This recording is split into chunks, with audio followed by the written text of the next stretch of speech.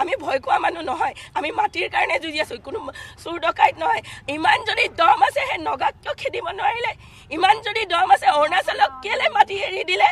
ইমান যদি দম আছে আজি পুঁজিপতি আদানী আম্বানীক বিঘাই বিঘাই মাটি দিব, ৰামদেৱক বিঘাই বিঘাই মাটি দিব। আৰু আমি সাধাৰণ জনতাই অসমীয়া তাকো ক'ৰবাৰ বিদেশৰো নহয়, এইখন অসমতে জন্ম লৈছোঁ, এইখন অসমতে ডাঙৰ দীঘল হৈছোঁ। এতিয়া এক কটা মাটিৰ কাৰণে আমি কান্দি থাকিবলৈ আমি যুঁজিবলগীয়া হৈছে। লাজ লাগিব লাগে হিমন্ত বিশ্ব শৰ্মাৰ, লাজ লাগিব লাগে। আৰু পুলিচক ইমান পাৱাৰ দিয়াৰ কি অৰ্থ? সেই মৃণাল ডেকা নামৰ DCP-জনে বাৰে বাৰে কেমেৰা নথকা সময়ত আমাৰ মহিলাক আক্ৰমণ কৰে। দুগৰাকী মহিলা, এতিয়াতো কেছ দিম, হিউমেন ৰাইটছতো দি থৈছোঁ, এতিয়াও দিম। মাৰ ধৰ কৰে, এফালে আকৌ মানসিক হাৰাশাস্তিও কৰে। আমি এইবোৰ বাৰে বাৰে কিয় সহ্য কৰি থাকিম?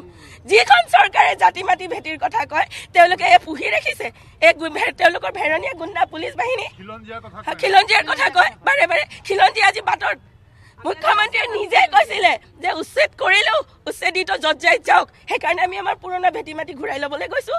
আমিতো তাতে কোনো ক্ৰাইম কৰা নাই। আমাৰ ঘৰ আমি গণতান্ত্ৰিকভাৱে আন্দোলন কৰি আছোঁ, আমাৰ ঘৰ ভাঙিছে, আমাক পুনৰ সংস্থাপন দিম বুলি কৈছিলে, আমাক পুনৰ সংস্থাপন দিয়া নাই। সেইকাৰণে আমাৰ প্ৰতিবাদ চলি আছে আৰু চলি থাকিব। এতিয়া কথাটো হৈছে একেই আমি কৰিছিলোঁ, যদি আমি কিবা কৰিছিলোঁ তেতিয়াহ'লে একেই দুখ আছিল।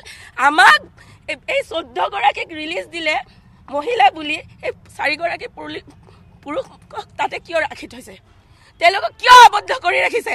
ইয়াৰ উত্তৰ আমাক দিব লাগিব। এতিয়া আমি একো বুজি নাপাওঁ।